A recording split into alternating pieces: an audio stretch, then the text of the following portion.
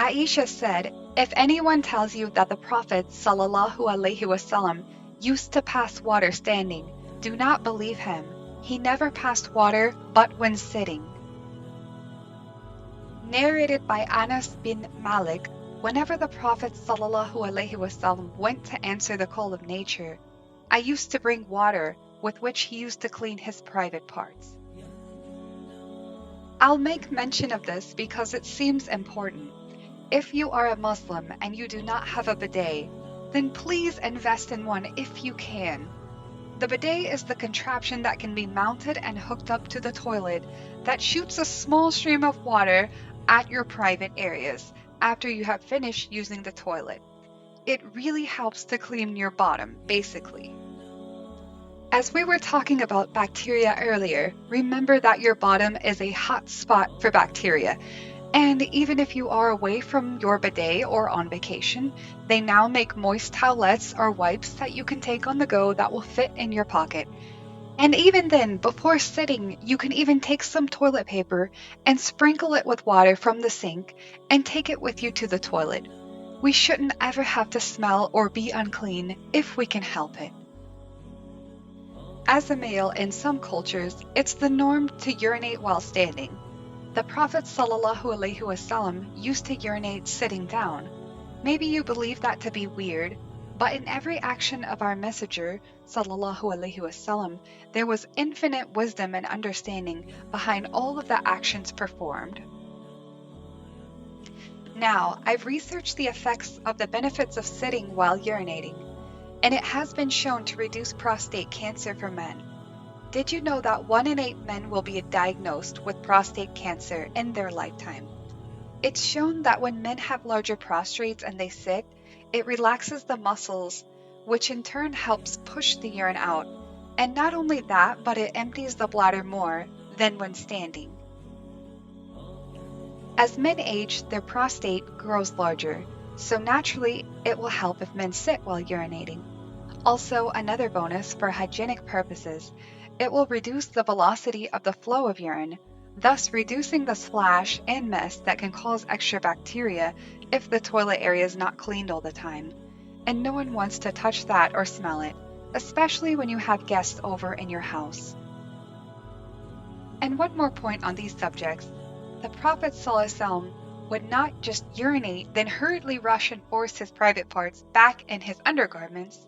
No, he ﷺ would actually use water to finish cleaning his private parts. Seriously, it may seem excessive to some, but we have toilet paper and we have running water, alhamdulillah, and why can't people wipe their private parts instead of some people who don't wipe, they actually run, not even washing their hands? Can we get the extra spot before it splashes on our underpants and contaminates ourselves or our wudu?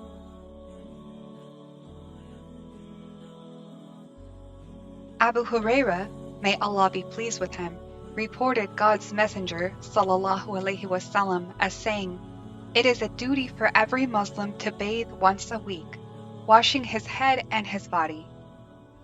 Abu Sa'id, may Allah be pleased with him, reported God's Messenger ﷺ as saying, "Bathing on Friday is obligatory on everyone who has reached puberty." I would like to touch on a story now so we can get into the roots on where this hadith came from. Ikrimah said that some people from Al-Iraq came and asked Ibn Abbas whether he considered bathing on Friday obligatory. He replied that, while not obligatory, it had a more cleansing effect and was better for the one who observed it. But if anyone did not bathe, there was no obligation for him to do so, so long as he was clean. He then said that he would tell them how the practice of bathing on Friday began. The people were in difficult circumstances at that time, their clothing being of wool and their work being the carrying of loads on their backs. Their mosque was rather small and had a low roof, which was only made of trellis work. God's Messenger ﷺ came out one hot day while the people were sweating in their wool garments, to such an extent that they annoyed one another by the odors which were spread around. Subhanallah, imagine the smell! We are so lucky in these days that we live in. When God's messenger Sallallahu Alaihi Wasallam noticed these odors, he Sallallahu Alaihi Wasallam said, "When this day comes, you people must wash, and each of you should apply the best grease or perfume you can find." Ibn Abbas added that when God afterwards brought fortune or wealth, they wore clothes that were not made of wool, they did not need to do certain kinds of manual labor, their mosque was extended, and some of the annoyance caused to one another by the sweat came to an end. Alhamdulillah, we are very blessed and fortunate to live in a time of plumbing and technology to make it easy for us to be cleaner. Cleanliness is half of our faith, so there's no excuses, save maybe wealth, where we should all be smelling bad or not washing our hands or bathing. After sexual relations, it's required to bathe.